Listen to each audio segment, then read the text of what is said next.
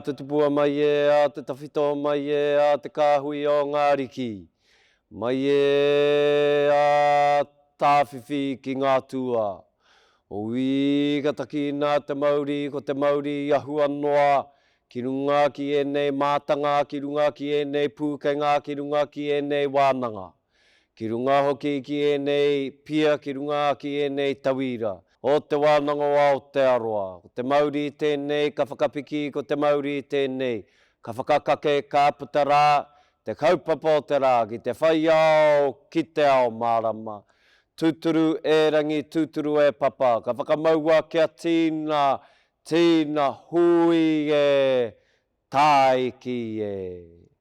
Tihei Māori ora ki te whai ao, ki te ao mārama.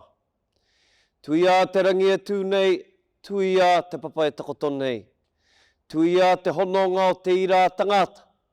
Ki te ira wairua e ko tātou mate. Kua riro i ngā wiki, i ngā marama kātaha. Kua moe rātou i te moenga, te whakaarahia, e moe, e moe, e moe. Ko tātou rā tēnei, ko te hungora. Ko whaiti mai nei ki tēnei hui huinga a tātou i te rānei. Te iti, te rahi, te tī, te tā, nau mai, haere mai, nau mai, haere mai, nau mai, haere mai. Haere mai rā i runga i te karanga o te rā. E ko te karanga tēnei o te wānanga o Aotearoa. Kia koutou ki ngā whānau, kia koutou ki ngā tauira, kia koutou ngā tini kārangaranga maha, kei wainga nui a koutou. Haere mai ki tēnei rā e whakawhiwhi ai koutou te hunga tauira ki ngā tohu. I whae ai e koutou i te tau ka mahue, i ngā tau ka mahue nei. Koe ke rā ki tēnei taumata, ki tēnei rā nui, anei te reo oha, te reo whakamihi o te wānanga o Aotearoa, e rere atu nei kia koutou. Tēnā koutou e ngā whānau, koutou i tautoko i ngā tauira, i tēnei hikoe ā rātou. Nā koutou rātou i whakatuara, nā koutou rātou i manaki, nā koutou rātou i tautoko. I roto i tēnei hikoetanga me mihi koutou kātika. Nō reira haere mai tātou katoa i tēnei rā, kia kotahi te whakanuitanga, tēnei kā mihi, tēnei kā mihi, tēnā koutou, tēnā koutou, tēnā tātou katoa.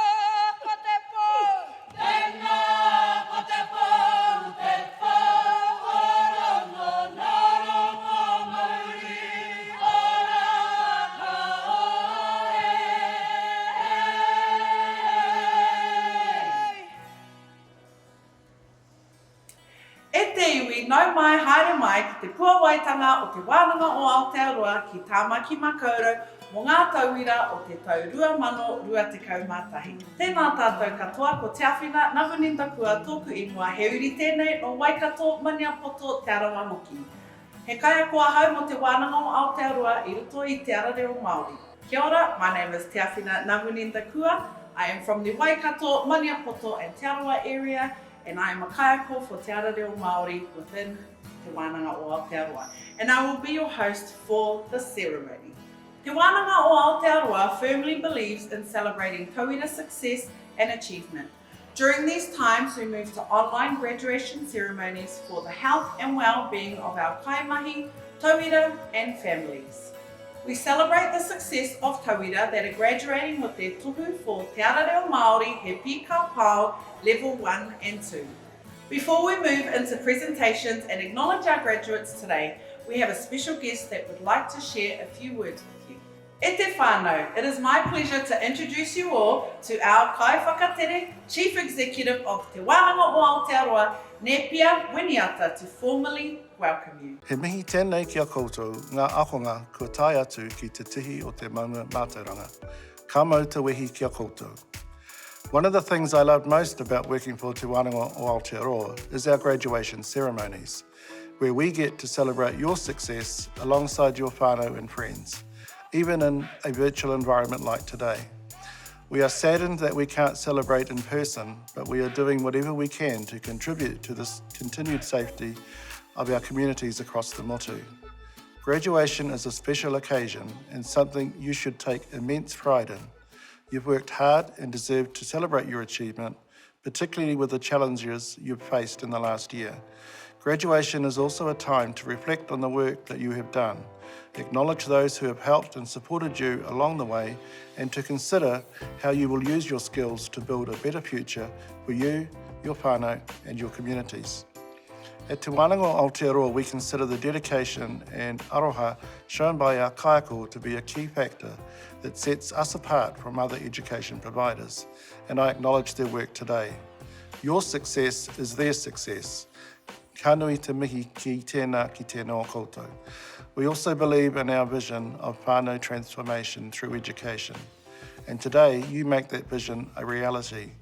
Our tauira are at the centre of everything we do, and even though for some of you, your journey with us ends today, you will always be part of Te Wānanga o Aotearoa whānau. Your success today will create opportunities for more learning, and I encourage you to embrace those with open arms. We have loved having you study with us and encourage you to consider other learning opportunities that we provide, either for yourself or for others. Help spread the word. Again, I congratulate you on your success and acknowledge the faith you have shown in Te Wānanga o Aotearoa. Ka mutu no iho aku kōrero mo tēnei wā ki o koutou, tēnā koutou, kia ora mai tātou katoa.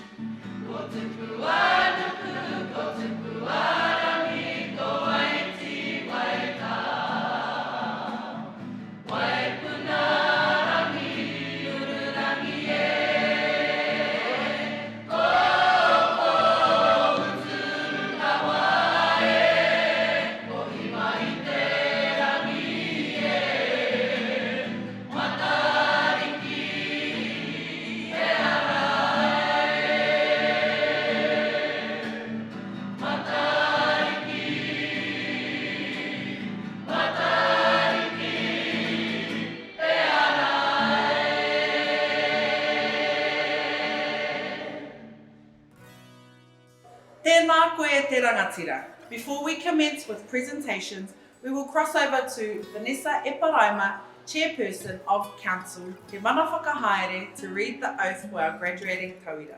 Papa ki kawana ngā tai o aroha, rere nei te au o whakamanawa i te moana nui o te ngākau, ki tēnā tai whanga, ki tēnā kuanga wai, ki a koutou e ngā maunga whakahi, e ngā awa whakatere taniwha, tēnā ra koutou katoa. It is my absolute privilege to acknowledge and welcome you all to today's unique graduation ceremony and to offer my sincere congratulations to you and your whānau on your graduation from Te Wānanga o Aotearoa.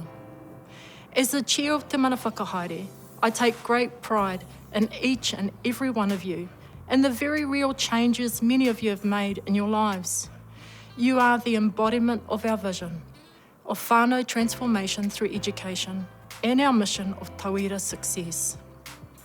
This last year has been challenging for us all, but your success today reflects the resilience you have shown in overcoming obstacles and puts you in good stead to face future challenges and to realise future opportunities.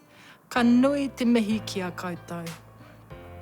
COVID-19 continues to be a significant issue for us all, and at Te Wānanga o Aotearoa, we are regularly reviewing what we do and how we do it to ensure our tauira continue to receive an education rich in mātauranga Māori, whether kanohi ki te kanohi or in an online environment. Today is about you and acknowledging the confidence that you have in yourself and in your ability to design your own future with us in support. We at Te Wānanga o Aotearoa feel very privileged to be a part of your journey and to provide you with the skills and experience through education to move forward with greater confidence in your lives. Well done to you all, and again, my warmest congratulations and have a wonderful day. This celebration is yours. It now gives me great pleasure to read the following oath. I te mana kei runga i au mai i te kaunihera, ara, mai te mana whakahaere o Te Wānanga o Aotearoa, me te whakatau a te kaunihera, ka tū tēnei ko Vanessa Eparaima, te he mana o te mana whakahaere, ka whakawhiwhi atu e ngā tohu ki ngā tauira kua eke i a rātou ngā paiauru o tēnei wānanga. By the authority vested in me by the Council Te Mana Whakahaere of Te Wānanga o Aotearoa and by resolution of Council, I, Vanessa Eparaima, Chair of Te Mana Whakahaere, award the diplomas and certificates stated to those who have satisfied the requirements of this wānanga. Please honour our graduates with your applause. E ngā kaiako, e ngā tauira o te reo rangatira e mihi ana. We will now present our graduating tauira for Te Ara Reo Māori he Pi Ka Pao Level 1 and 2.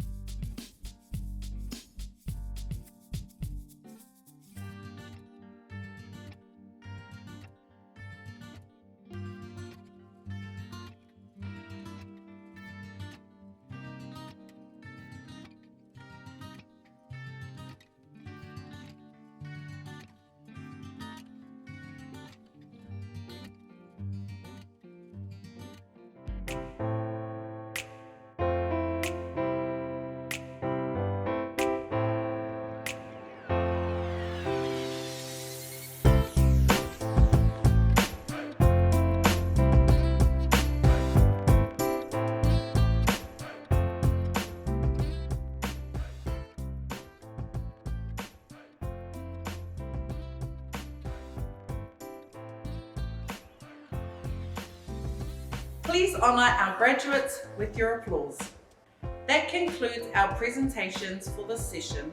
We would like to acknowledge the success of these graduates and the efforts made to achieve tauira success during a year that was heavily impacted by COVID-19. We wish you the best in your endeavours. Thank you for joining us today. Mā te wā. Kia tātou katoa, te atawhai o tō tātou ariki a ihu karaiti, me te aroha o te atua, me te whiwhinga tahitanga ki te wairua tapu, ake, āmene.